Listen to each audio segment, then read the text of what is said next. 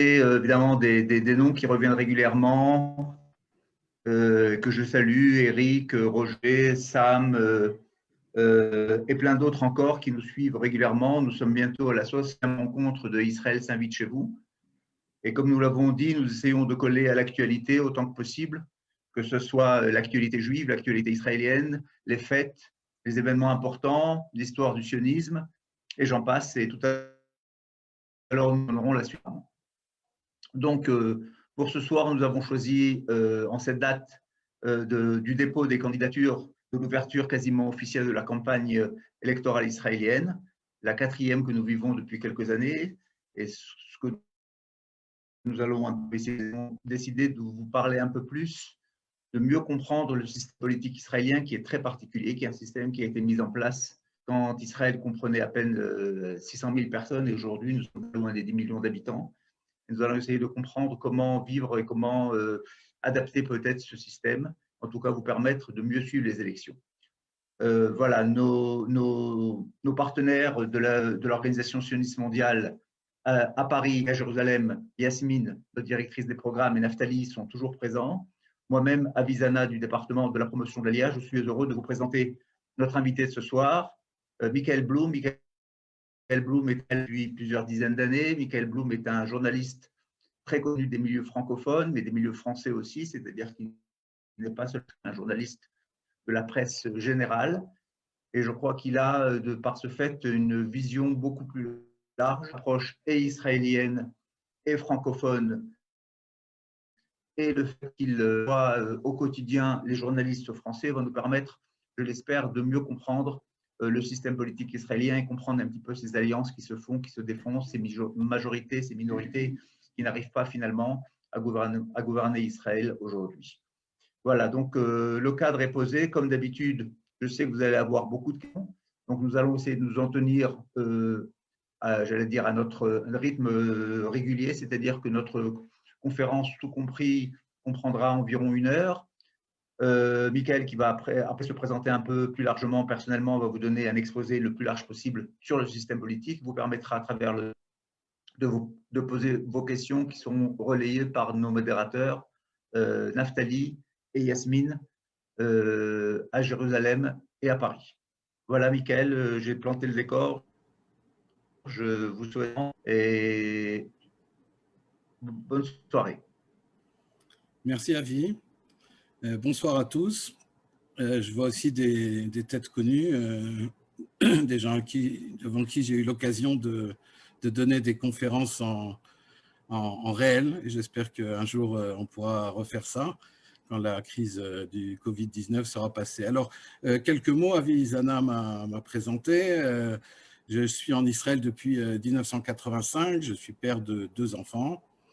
Je vis dans le Gush Etzion et je suis journaliste depuis 1995. J'ai travaillé en effet pour des médias français, juifs et non juifs, enfin les médias généraux, pour la presse écrite, la radio, la télévision, des sites internet. Je m'intéresse beaucoup à la politique israélienne.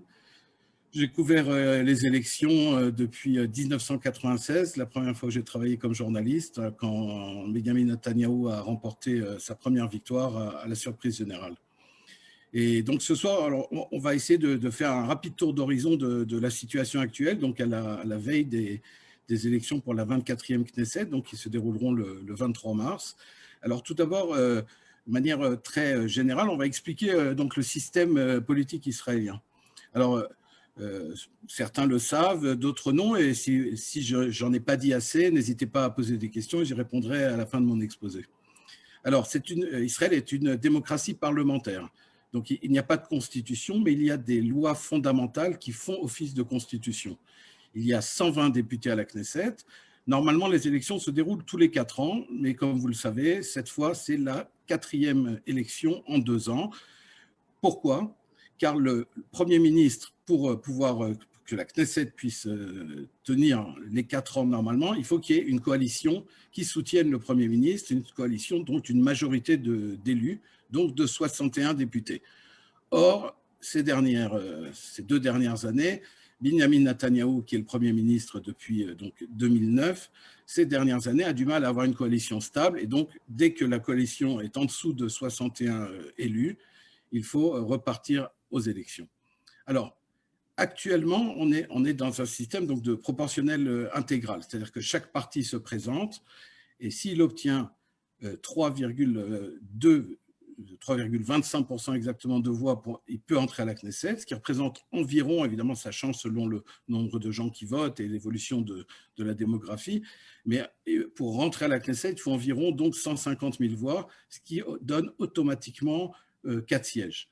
En 1992, pour vous donner un ordre d'idée, il fallait seulement 1% de voix pour pouvoir entrer. À l'époque, il y avait beaucoup plus de partis, notamment des partis qui étaient représentés par un seul député, ce qui permettait à un parti avec un seul député, avec une seule voix, de faire tomber une coalition. Et il y avait des grands partis, mais ils avaient toujours besoin de partis plus petits pour assurer la stabilité de la coalition. Alors pendant des décennies, en fait, et quasiment depuis la création de l'État, il y avait deux grands blocs politiques en Israël, la droite et la gauche. Alors la gauche, c'était à la création de l'État le parti Mapai de David Ben-Gurion, puis il a changé de nom et aujourd'hui c'est le Parti travailliste, et donc il a été dirigé successivement après Ben-Gurion par Moshe Charet, Levi Eshkol, Golda Meir, Yitzhak Rabin, Shimon Peres. Et en fait, le Parti travailliste, la gauche, a été au pouvoir de 1948, la création de l'État d'Israël, jusqu'en 1977, quand Menachem Begin, à la tête du Likoud, a pris le pouvoir. Et depuis cette victoire, en 1977, la droite est quasiment au pouvoir, enfin le Likoud en l'occurrence, est quasiment au pouvoir, quasiment sans interruption, sauf en 1999 avec Ehud Barak, et la parenthèse centriste de Kadima, dirigée par Ariel Sharon, ancien Premier ministre élu du Likoud, et son successeur, Ehud Olmert. Cette élection est différente. Peut-être pour la première fois dans l'histoire de la Knesset, il y a deux blocs, mais ce n'est plus un bloc de droite et un bloc de gauche, c'est un bloc pour Bibi et un bloc tout sauf Bibi. Bibi étant, comme vous le savez, le petit nom de Netanyahou que je me permettrai d'utiliser aussi de temps en temps. Alors, ces deux blocs, qu'est-ce qu'ils représentent? À droite, la droite, il y a une droite avec Netanyahou, on va en parler, qui est soutenue par les partis religieux aussi, et contre Netanyahou, la gauche, comme sans surprise, les partis de centre et une grande partie des partis de droite, dont certains refusent de siéger avec Netanyahou. Alors, ce que je vous propose, c'est de passer rapidement en revue les partis, les formations politiques qui se présentent donc pour cette Knesset, et de voir en fait quelles sont les options pour ces partis, quelles sont les options de coalition au lendemain du 23 mars prochain. Alors, le grand parti, on va les faire selon l'état actuel des sondages. Évidemment, tout peut changer. Il y a toujours des surprises en politique et encore plus dans la politique israélienne. Alors, le parti qui, pour l'instant, a le plus de voix selon les sondages, c'est le Likoud. Le Likoud qui, ces dernières années, a quasiment toujours été en tête ou à égalité lors des dernières élections avec le parti bleu-blanc de Benny Gantz. Mais en fait, qu'est-ce que c'est que le Likoud? Parce qu'on dit le Likoud, c'est la droite, mais le Likoud, en fait, a été créé en 1973 et il rassemblait plusieurs partis. Le parti de Menachem Begin, le Kherout, et le parti libéral, qui était un parti plus centriste. Il a adopté de manière générale, on ne va pas rentrer dans les détails, les principes idéologiques, l'idéologie de Jabotinsky, c'est-à-dire c'est à la fois une économie capitaliste, le respect de la tradition juive et un attachement à toute la terre d'Israël, y compris donc après la guerre des 6 jours, au territoire reconquis sur l'Égypte, la Jordanie et la Syrie. Alors, Netanyahou, qui est donc au pouvoir sans interruption depuis 2009, après avoir été aussi entre 1996 et 1999, est le quatrième chef du parti, en fait. Il y a eu Begin, Yitzhak Shamir, Ariel Sharon et Binyamin Netanyahou. Il se présente aux élections avec des cartes assez fortes en main. Tout d'abord, la stabilité sécuritaire, quasi inédite depuis la création de l'État d'Israël. Il n'y a pas d'attentats, il y a des menaces, mais il n'y a quasiment pas eu d'attentats cette année. Aux frontières, même s'il y a toujours les menaces, on le sait, frontières syriennes, libanaises et la menace iranienne toujours. Aujourd'hui, il y a une stabilité sécuritaire. et c'est une des cartes fortes de Netanyahou. Les succès diplomatiques, on le sait, les accords de normalisation récents avec des pays arabes, mais aussi le rapprochement avec les pays africains, avec le Brésil, avec la Russie de Poutine, avec l'Arabie saoudite.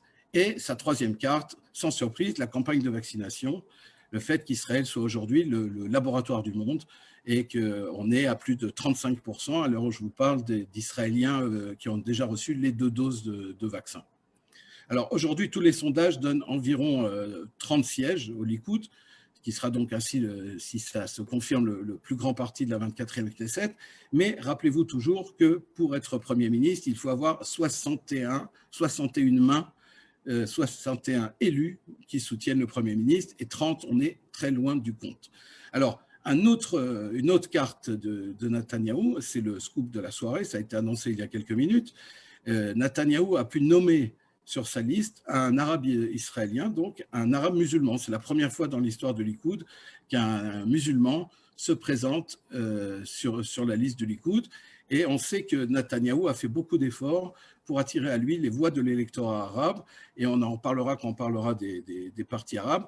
On a l'impression que oui, ça fonctionne et qu'il pourrait avoir 1 ou peut-être 2 mandats venu de l'électorat arabe. Ce candidat qui s'appelle Naël Zoharbi est un éducateur et qui a clairement annoncé depuis déjà longtemps qu'il voterait pour Netanyahou. Et cette fois-ci, il risque même d'être député très prochainement. Le deuxième parti qui, selon les sondages, pourrait... alors non, on va passer en revue d'abord les partis de droite, puis le centre, puis la gauche. Donc le deuxième parti de droite le plus important, c'est un nouveau parti, Tikva Hadasha, le nouvel espoir en hébreu. Ça a été créé donc par Gideon Sa'ar. Gideon Sa'ar était un des ténors du Likoud. Pendant des années, il a été secrétaire du gouvernement sous Netanyahou, puis ministre député, puis ministre à plusieurs reprises, notamment ministre de l'Intérieur et ministre de l'Éducation. Et Gideon Sa'ar il s'est déjà présenté aux primaires il y a 1 an contre Netanyahou, avant les précédentes élections. Il a perdu, mais il a une base très forte au sein du Likoud. Son parti se différencie du Likoud par un positionnement en fait plus à droite que le Likoud sur les questions territoriales et par une opposition personnelle à Netanyahou. Le discours de Gideon Sa'ar aujourd'hui étant que la politique de Netanyahou est mue uniquement par des intérêts personnels et plus par les intérêts de la nation. Et c'est pour ça que Gideon Sa'ar, qui a 54 ans et qui a longtemps été le dauphin susceptible de former un gouvernement après Netanyahou, aujourd'hui s'annonce comme se présentant au poste de Premier ministre. Et s'il arrive à réunir autour de lui le centre, les partis religieux, d'autres partis de droite, il pourrait théoriquement, évidemment, être Premier ministre. Alors, il s'est entouré de plusieurs élus du Likoud, notamment d'un ancien député, une figure connue de la politique israélienne, Binyamin Ze'ev Begin, Benny Begin, ancien ministre, et qui est donc le fils de Menachem Begin. Et ça peut attirer des voix des gens de droite et qui sont déçus de la politique de Netanyahou. Les sondages leur donnent aujourd'hui entre 15 et 18 sièges. Troisième parti à droite, parti Yamina. Yamina s'est présenté sous différentes étiquettes aux dernières élections. Il est dirigé par Naftali Bennett, lui aussi un ancien proche de Netanyahou. Alors, Naftali Bennett se veut lui aussi une alternative au Likoud et s'annonce aussi comme candidat pour être au poste de Premier ministre. Alors, Bennett, quand il a pris la tête du foyer juif, qui était l'ancien parti national religieux, avait obtenu un score historique avec 12 sièges. Puis il a décidé que rester au sein d'un parti religieux n'était pas suffisant pour attirer des voix, et donc a quitté ce parti et a créé un nouveau parti, appelé la Nouvelle Droite. Et aujourd'hui, il présente une liste avec des religieux et des non-religieux, des hommes, des femmes, des ashkénazes, des séfarades, et aussi un point qui nous intéresse, nous, franco-israéliens, en tout cas en Israël, avec pour la première fois sur cette liste, un Français éligible, Yom Tov Kalfon, un avocat militant au sein du parti depuis plus de 2 ans, et qui est placé à la 11e liste. On sait que les sondages donnent entre 10 et 15 sièges à cette liste.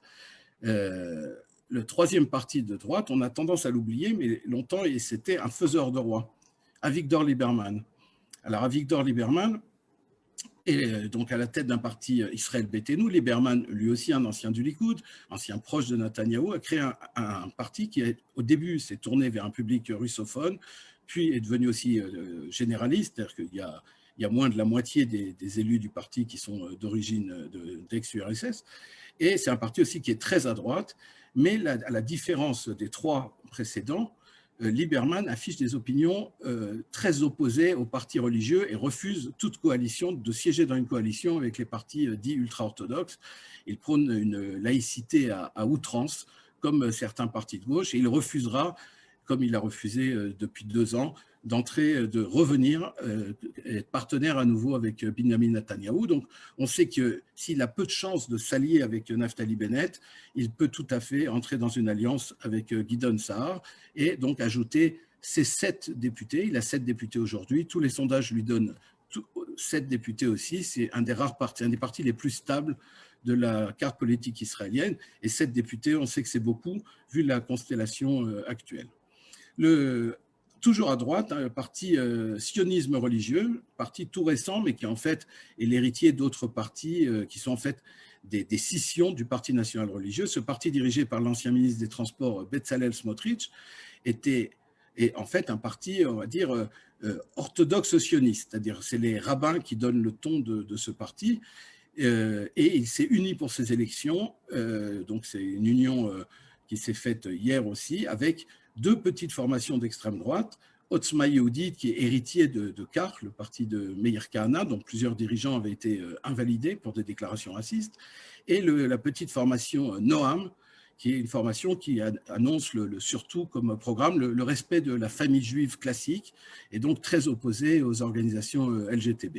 Alors, si ces 3 partis, chacun seul, n'avaient aucune chance, selon les sondages, d'entrer à la Knesset, là, on s'attend à ce qu'ils reçoivent les 4 sièges suffisants pour figurer, pour être parmi les 120 députés de la prochaine Knesset. Et là aussi, c'est des alliés évidents de Netanyahou, de Naftali Bennett aussi, mais pas nécessairement de Gideon Sa'ar. Dernier parti de droite, éligible peut-être, l'ancien Parti national religieux, le Foyer juif, qui est dirigé par une femme pour la première fois de son histoire, Hagit Moshe, ancienne vice-maire de Jérusalem, et qui succède au Rav Rafi Peretz, qui s'est retiré de la vie politique. Mais à l'heure actuelle, ils n'ont aucune chance, selon les sondages, d'être élus, et ils n'ont pas réussi à entrer ni avec Naftali Bennett, ni avec Bezalel Smotrich. Dans ce qu'on appelle le bloc de droite, il faut ajouter les 2 partis ultra-orthodoxes, donc Yahadut HaTorah, le parti Ashkenaz, qui rassemble à la fois des chassidim et ce qu'on appelle des lituaniens, parti qui a toujours entre 7 et 9 sièges depuis des années dans toutes les Knesset, et qui est un partenaire affiché de la droite et de Netanyahou, et Shas. Alors, Shas est actuellement aussi avec 8 sièges, et Shas, qui a longtemps été partenaire d'Yitzhak Rabin en 92, ces dernières années est beaucoup plus à droite, et s'est annoncé avec son leader Aryeh Deri comme soutenant totalement la candidature de Benjamin Netanyahou comme Premier ministre. Notons aussi que Shas a également un candidat franco-israélien, le député actuel Yossi Tayeb, qui soutient les efforts des Olim et qui a été la voix des Olim de France à la Knesset ces derniers mois, puisqu'il est rentré à la Knesset seulement il y a quelques mois. Alors, on a parlé de la droite, il faut parler du centre. Et le centre, c'est Yair Lapid. Yair Lapid est à la tête de Yesh Atid. Yesh Atid est donc se présente pour la 6e fois, donc en fait en 7 ans, depuis les élections de 2013, et selon les sondages, devrait être logiquement la 2e formation politique après le Likoud. Alors, le refus on se souvient, il y a 1 an presque, en mars 2020, Yair Lapid a refusé de rejoindre le gouvernement de Netanyahou. Ça a provoqué donc la scission dans ce parti qui, à ce moment-là, était bleu-blanc.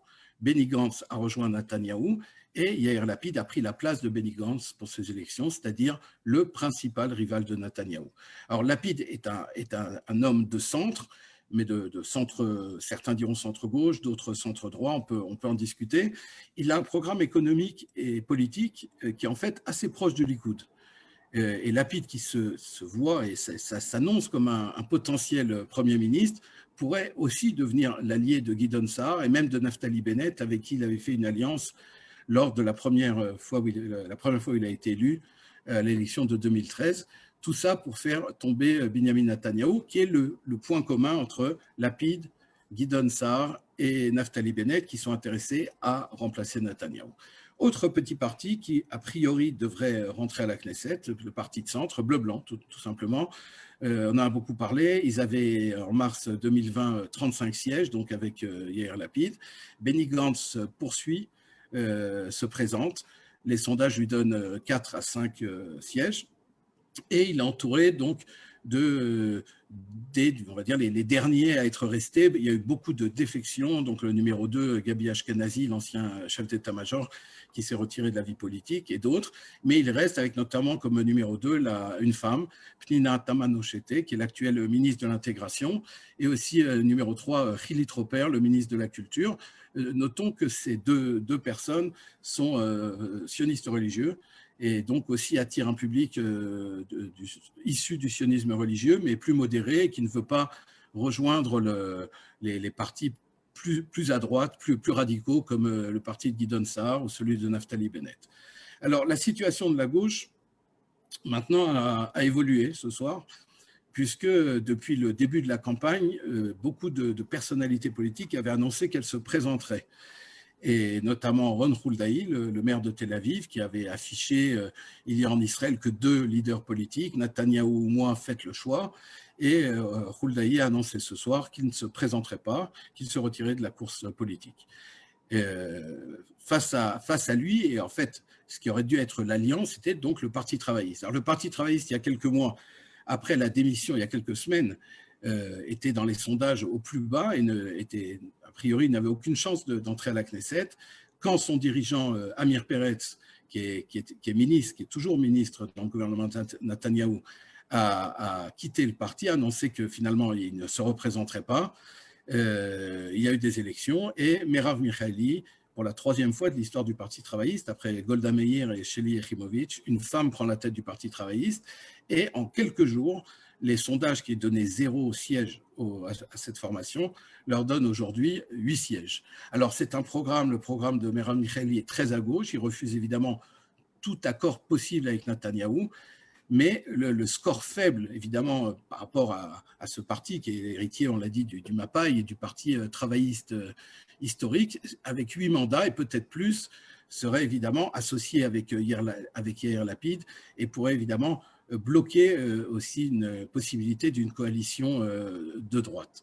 Autre parti de gauche important, Meretz, qui est depuis 1992 se présente avec de manière assez stable, comme le parti le plus à gauche de la Knesset, a récupéré beaucoup de voix des déçus du Parti travailliste, du Parti travailliste qui était en crise, mais aussi du Parti travailliste qui était complice, selon Meretz, de Netanyahou, puisque, on le sait, son dirigeant, Amir Peretz, était ministre et toujours d'ailleurs ministre de Netanyahou.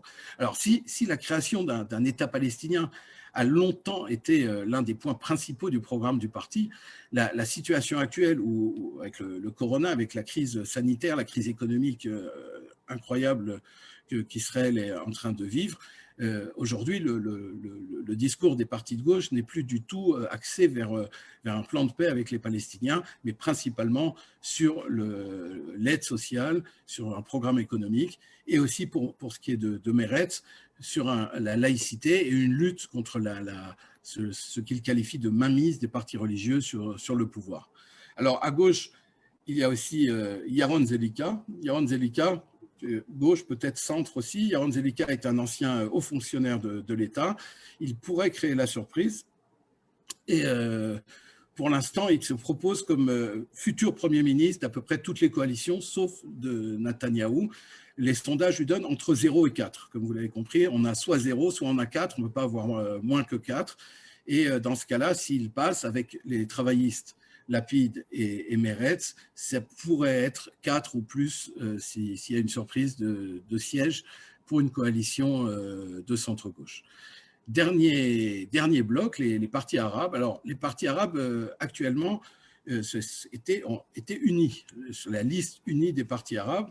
Donc, il y avait 4 partis qui ont actuellement 15 sièges. Rappelons que c'était le 3e parti du pays, après le Likoud et Bleu-Blanc.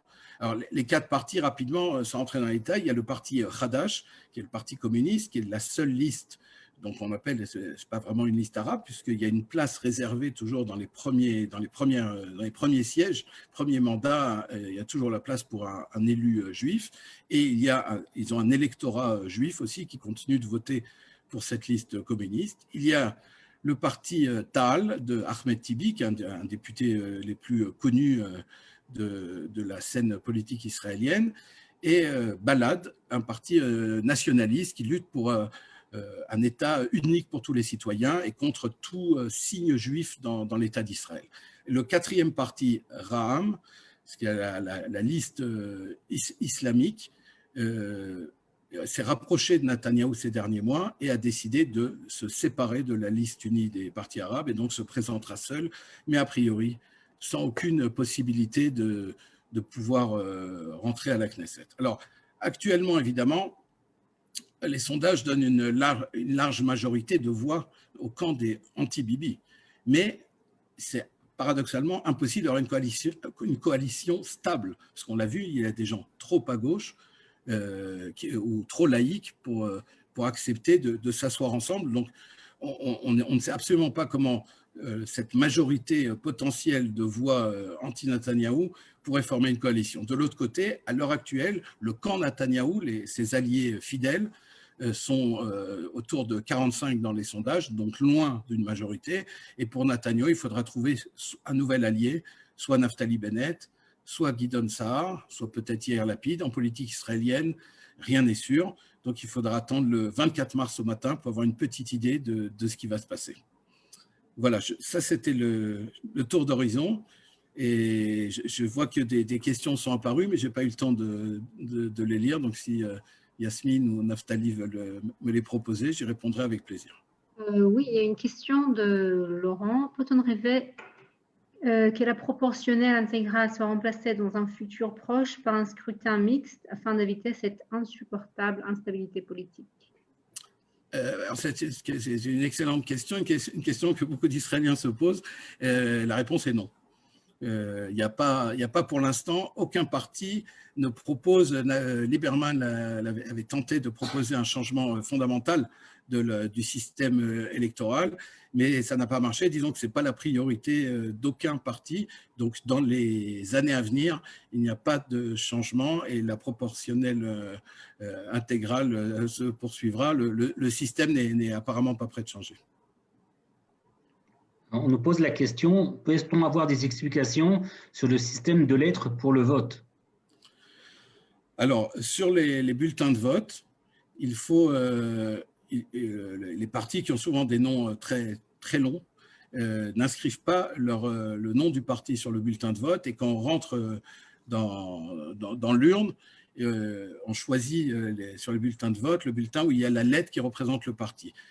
Depuis hier matin, jusqu'à ce soir minuit, les partis se présentent à la commission électorale et demandent une lettre qui va les représenter. Alors, les deux grands partis, le Likoud, c'est les lettres qui existent depuis des dizaines d'années.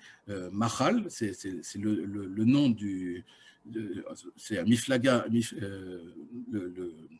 Kherut et Liberalim, c'est-à-dire les deux partis qui ont formé le Likoud, historiquement, et le Parti travailliste, les lettres sont Aleph Mem Tav, c'est-à-dire Emet, veut dire aussi vérité, et qui sont les lettres du Parti travailliste. Mais les autres partis, en général, évoluent et changent les lettres. Alors l'intérêt de choisir des lettres qui parlent bien, qui parlent aux lecteurs, aux électeurs, qui retrouvent facilement la lettre, mais les partis proposent et les premiers à proposer sont les premiers à recevoir une réponse positive à leur choix de lettres. Une question de Linda. Pourquoi Gideon Sa'ar et Bennett ne s'unissent-ils pas?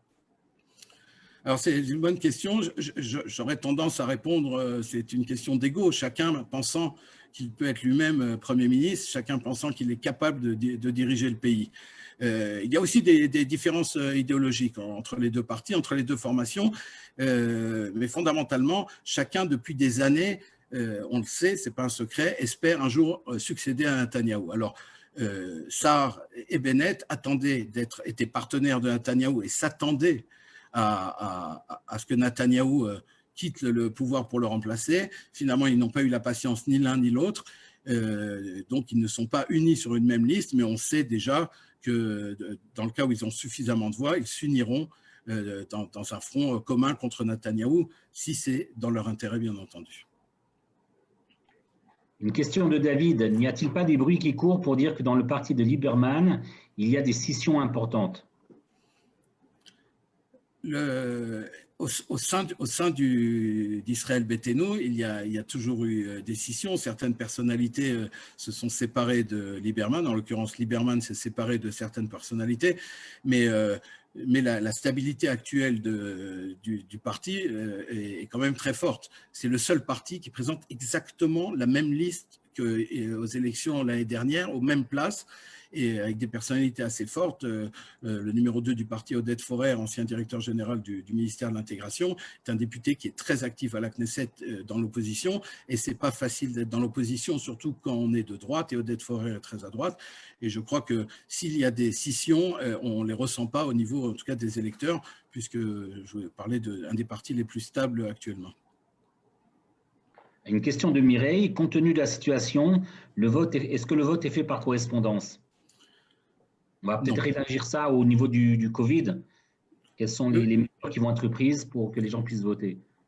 Alors, c'est une excellente question que se posent beaucoup et les électeurs et les partis politiques. Est-ce que le 23 mars, tout le monde pourra aller voter? Alors, il faut se rappeler déjà qu'aux précédentes élections, le Covid-19 était déjà présent et qu'il y avait eu des lieux prévus pour les gens qui étaient malades, pour les gens qui étaient obligés d'être en quarantaine. Est-ce que ça va être ouvert? Aujourd'hui, on est encore en confinement et le confinement se prolonge. Est-ce que tout va être ouvert? C'est ce que Netanyahou espère, c'est ce que les électeurs espèrent aussi. Et sinon, pour l'instant, la commission électorale a dit qu'elle n'est pas prête à un vote par correspondance, pas plus qu'il y a toujours des gens qui votent par correspondance, en l'occurrence les soldats, les malades, les prisonniers, les diplomates, mais il s'agit de quelques dizaines de milliers de voix, que l'ensemble des Israéliens, ou même plus que 10% de la population par correspondance, ça paraît très difficile, voire impossible.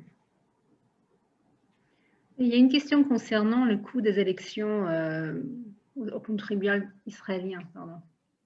Alors, je ne me souviens plus de la somme précise, ça coûte extrêmement cher et on peut imaginer, j'aime pas être prophète, on peut imaginer que le taux d'abstention sera important cette fois parce que les Israéliens en ont marre, on a l'impression à un moment où il y a plus d'1 million de chômeurs en Israël, que c'est des dépenses inutiles, qu'ils auraient dû s'arranger, s'entendre, que le gouvernement d'union, qui même s'il n'était pas extrêmement stable, présentait une union et devait lutter. Je rappelle que une des premières promesses faites par la coalition, le gouvernement d'union nationale de Gantz et Netanyahou, était de créer un cabinet Corona, et que ce cabinet Corona a parfois mis 2 mois avant de se réunir dans une période de crise parce que les partenaires de la coalition n'étaient pas d'accord entre eux. Donc les dépenses énormes faites, imposées par Netanyahou et Gantz, on va dire, pour ces élections, pour ces 24e élections, font mal à beaucoup d'électeurs.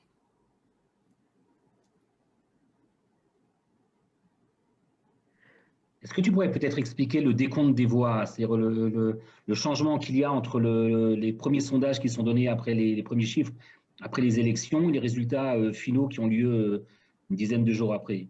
L'évolution, comment ça marche? À la fermeture des urnes, les premiers chiffres qui sont donnés sont des chiffres qui ne sont pas des chiffres réels, c'est les chiffres des sondages. C'est-à-dire que les sondages de sortie des urnes, c'est partout pareil d'ailleurs, il n'y a aucun bulletin dépouillé au moment des premiers résultats, c'est les sondages faits au moment du vote durant la journée.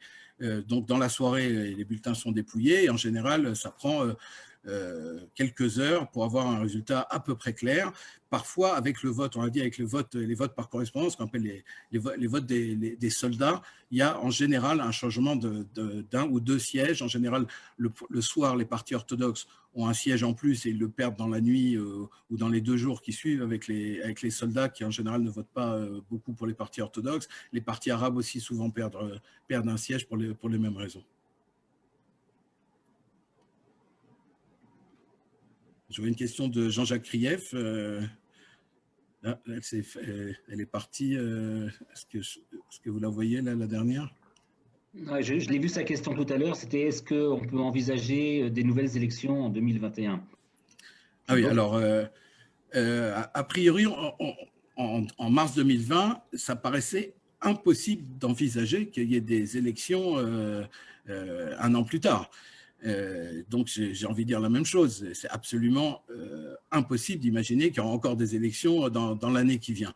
Maintenant, rappelons, il y a des échéances importantes.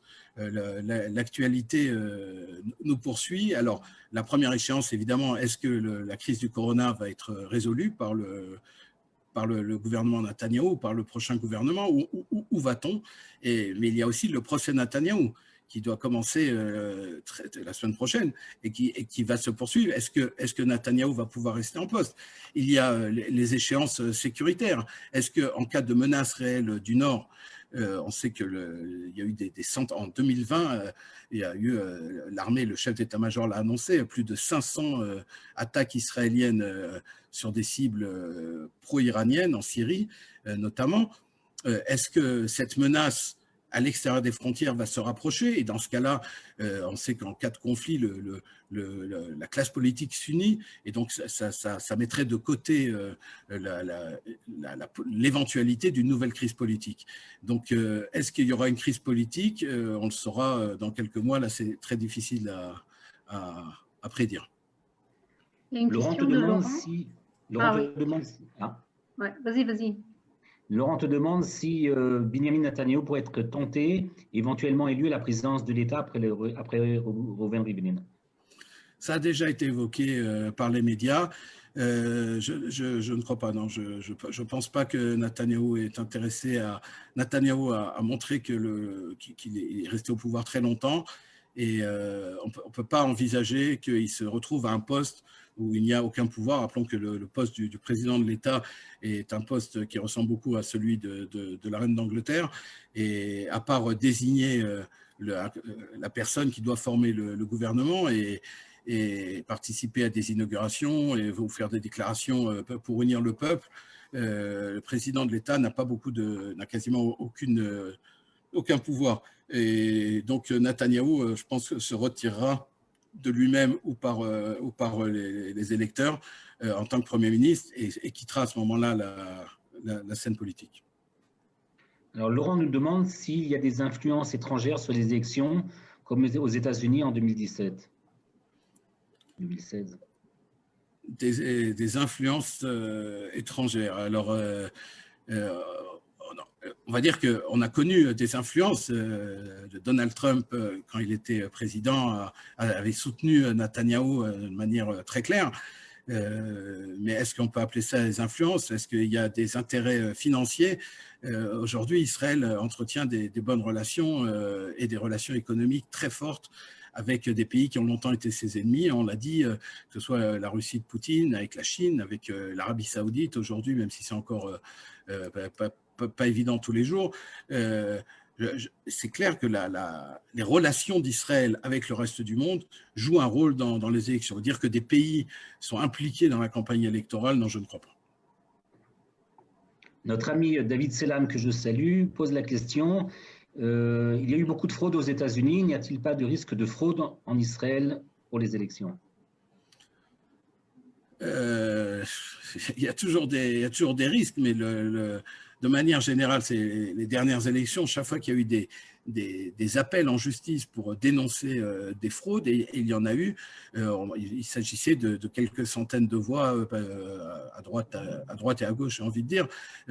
Parfois, dans le secteur arabe, il y a eu des villes où toutes les urnes donnaient 100% à un seul parti, etc. Mais il s'agissait on va dire, les actes frauduleux n'ont jamais influencé fondamentalement sur le résultat des élections.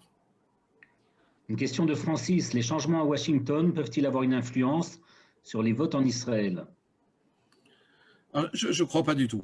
C'est-à-dire que ça va beaucoup influencer sur ce qui va se passer en Israël. Ça, c'est évident. Mais au moment des élections, l'électeur israélien ne va pas voter en se disant... c'est-à-dire, on peut imaginer que les gens vont dire qu'il faut renforcer la droite pour qu'il y ait un gouvernement, pour qu'il y ait un Netanyahou assez fort. On entend ce discours chez certains militants de droite qui disent Netanyahou avait résisté à Obama, un autre dirigeant de droite, Sahar ou Bennett, ne serait pas aussi fort face à Biden, donc il faut renforcer Netanyahou. Ça peut jouer. Mais plus que ça, je ne sais pas. Netanyahou était très proche de Trump, ce n'est pas un secret, et Israël a obtenu beaucoup grâce à l'administration Trump, mais Biden et Netanyahou se connaissent depuis des dizaines d'années. Biden est un allié, un soutien d'Israël évident, et je ne crois pas que ça va influencer sur le vote des électeurs israéliens.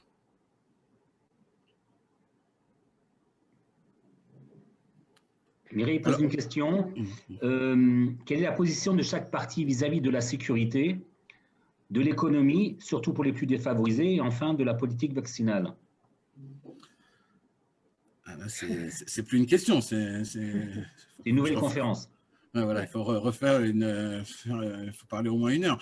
De manière générale, sur la sécurité, tout le monde est d'accord. Là où il y a des différences, on l'a dit, enfin des différences qui ont toujours existé sur l'avenir de la Judée-Samarie, le dialogue avec les Palestiniens, quelle forme de dialogue, quelle forme d'aide à Gaza ou avec les Palestiniens, la solution à 2 États, est-ce qu'elle est encore dans le discours politique israélien? C'est le sujet d'une autre conférence.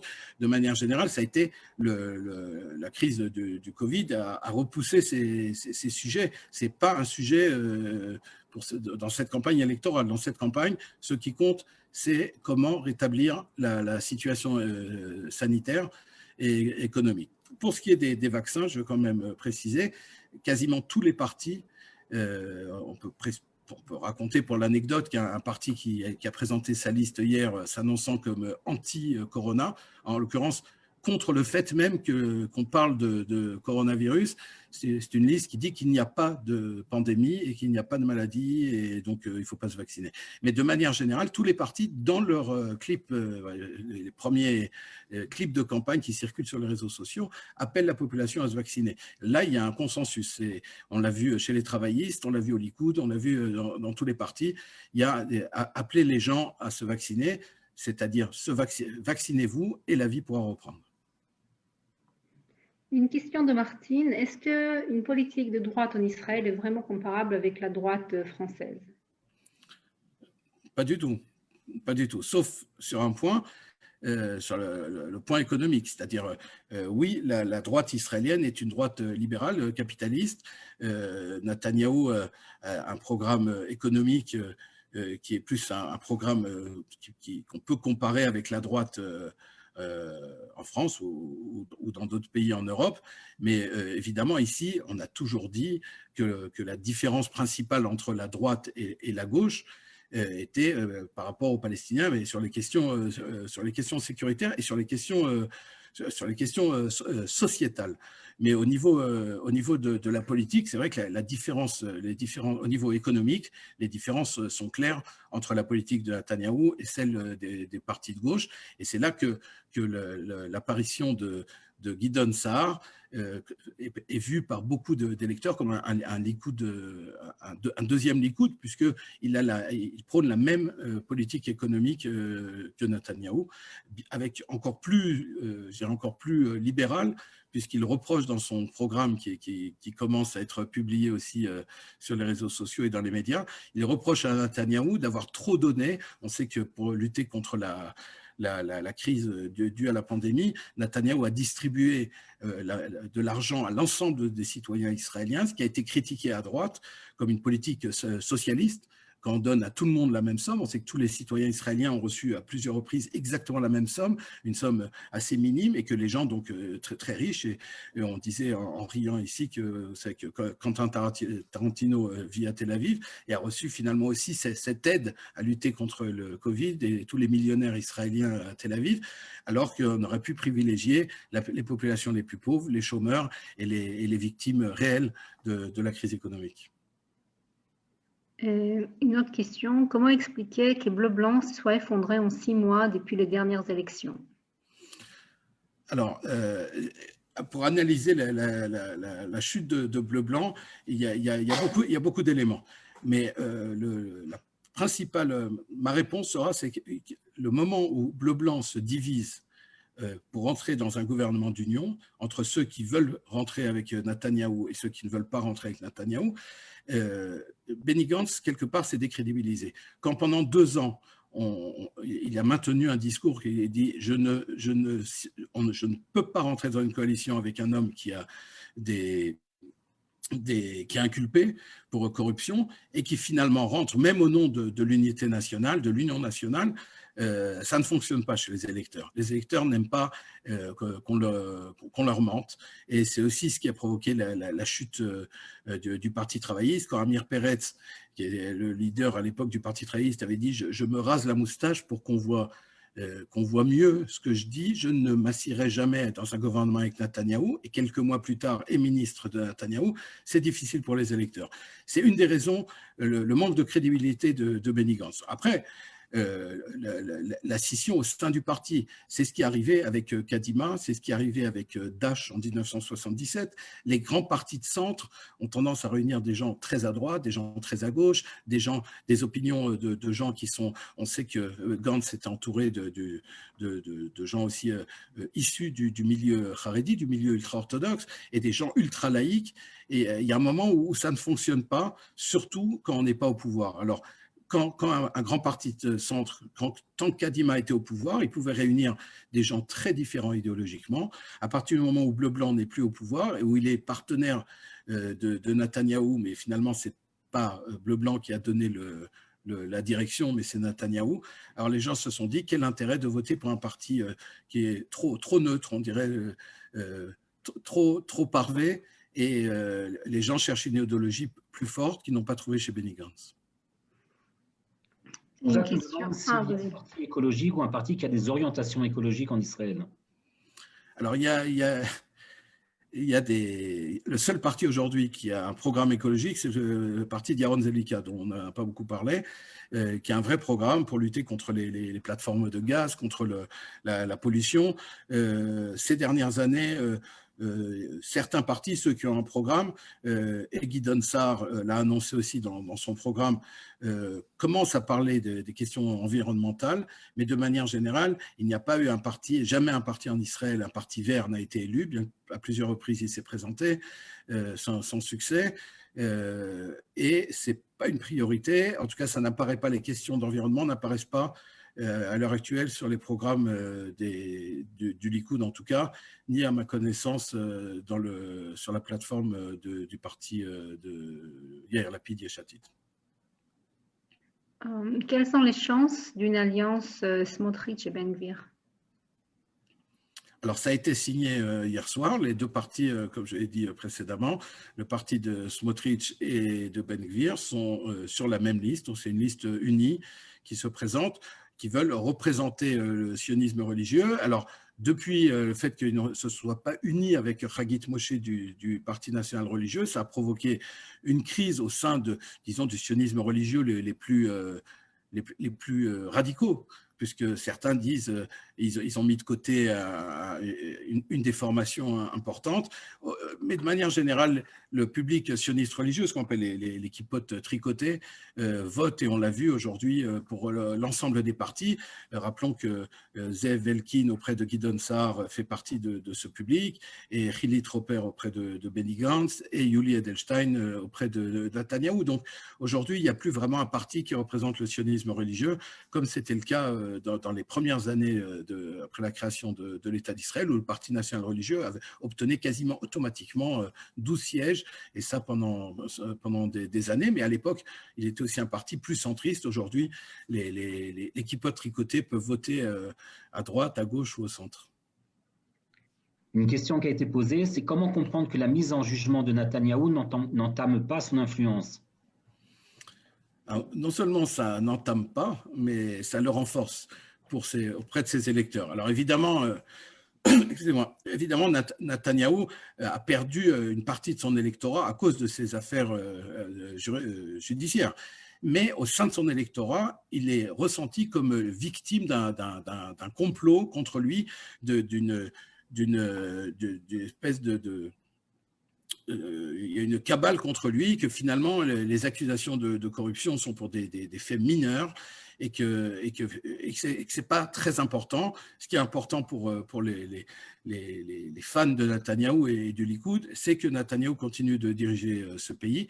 Et sous Netanyahou, ces gens-là rappellent les nombreux succès de Netanyahou et le fait aussi qu'il soit un homme politique, et tout le monde le reconnaîtra, d'une stature rare ces dernières années en Israël et dans le monde d'ailleurs.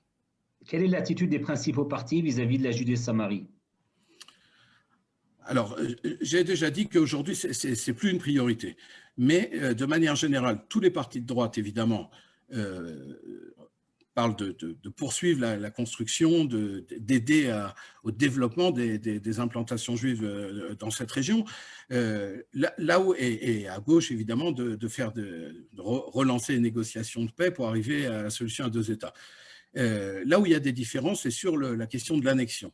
On se souvient que Trump était d'accord pour qu'Israël fasse une annexion au moins de la zone C, la zone C étant la zone contrôlée à 100% par Israël, où donc l'autorité palestinienne n'a aucun pouvoir.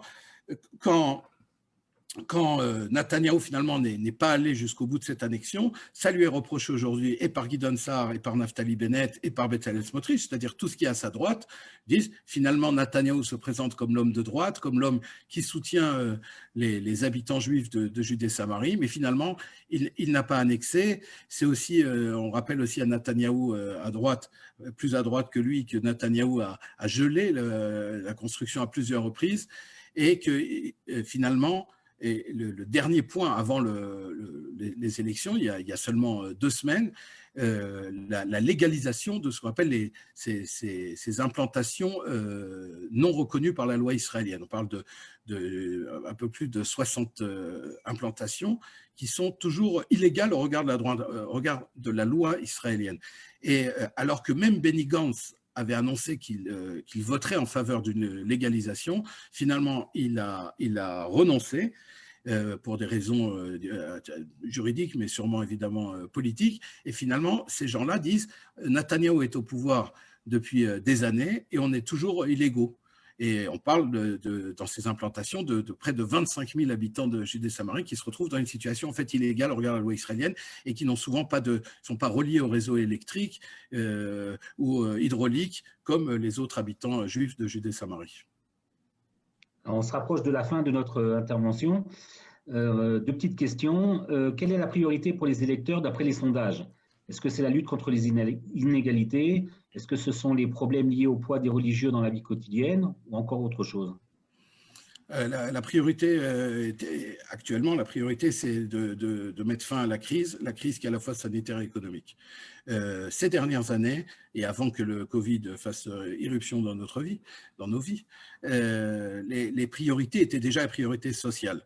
Naftali, tu as raison de rappeler que les divisions, les dissensions, je dirais, au sein de la société israélienne entre religieux et non religieux, entre juifs et arabes, sont des sujets qui sont importants. Les sujets sociétaux sont importants. Je dirais le social, le sociétal et le sécuritaire sont les 3 premiers sujets qui intéressent les électeurs israéliens.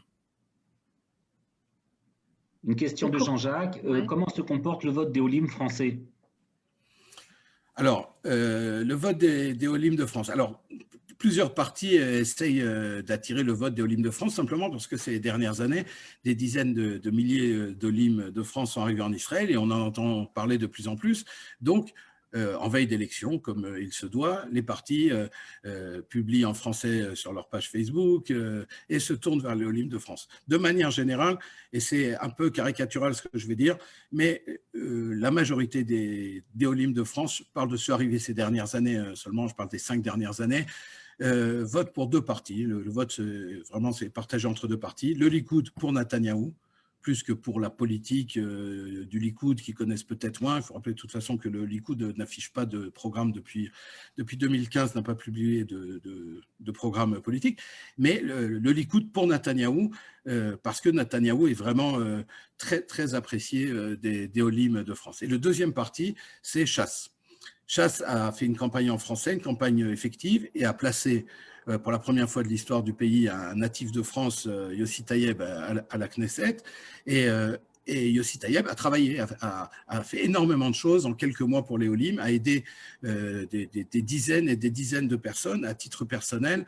Et ça, les gens l'ont vu, le comprennent. Et rappelons qu'une grande partie des Olim de France sont religieux, sont séfarades, et se retrouvent dans le discours de Chasse. Et c'est donc une grande partie des voix. De plus en plus de voix, selon le parti de Yamina Naftali Bennett, votent pour Bennett, qui avait annoncé aux dernières élections être le père de l'Aliyah de France. Il n'a pas pu le prouver puisqu'il était dans l'opposition. La nomination de Yom Tov Kalfon à la 11e place sur sa liste est un geste vers la communauté des Olim de France. On verra si le résultat dans les urnes, si les Olim vont être convaincus.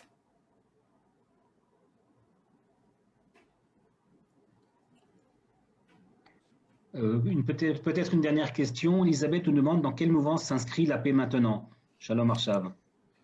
Alors, la paix maintenant a toujours fait partie historiquement du Parti travailliste. Ces dernières années, le Parti travailliste s'est un peu écroulé. On retrouve les militants de la paix maintenant plus à Meretz, qui est un parti qui est plus à gauche et qui est surtout sur la question des territoires, a encore un discours très clair de solution à deux États, donc qui est la solution prônée par le mouvement La Paix Maintenant, qui est un mouvement qui aujourd'hui est avant tout un mouvement contre la présence juive en Judée-Samarie, et qui donc est le programme du parti de gauche Meretz. Mais je crois que nous allons conclure. Il n'y a plus de questions, il n'y a plus que des remarques maintenant pour te remercier pour ton intervention très claire et très intéressante. Ça fait au moins déjà le 15e chat que je vois qui remercie. Et vraiment, nous avons appris, tu nous as rendu la situation beaucoup plus claire et nous te remercions. Yasmine, rappelle-nous dimanche. Non, oui, donc dimanche matin à 11h, heure française, on a une réunion sur Netivot avec la responsable des Olim francophones à Netivot. Donc, je vous invite tous. Et pour toutes les personnes qui souhaitent s'inscrire, le lien est sur notre page Facebook. Voilà. Donc, merci à tous. Merci Mickaël. Merci beaucoup de votre attention. Vous avez été très calme. Ils n'ont pas le choix en même moment. Non, je sais bien, mais je suis habitué à donner des conférences avec des gens en face, et là, c'est très agréable de ne pas être interrompu, même si c'est un peu frustrant de ne pas pouvoir... On peut ouvrir les micros si tu veux, ça peut être rigolo. Je vous souhaite une bonne soirée à tous. Merci beaucoup. Shabbat shalom à tout le monde et à bientôt. Bye, au revoir. Shabbat shalom. Bye. Bye.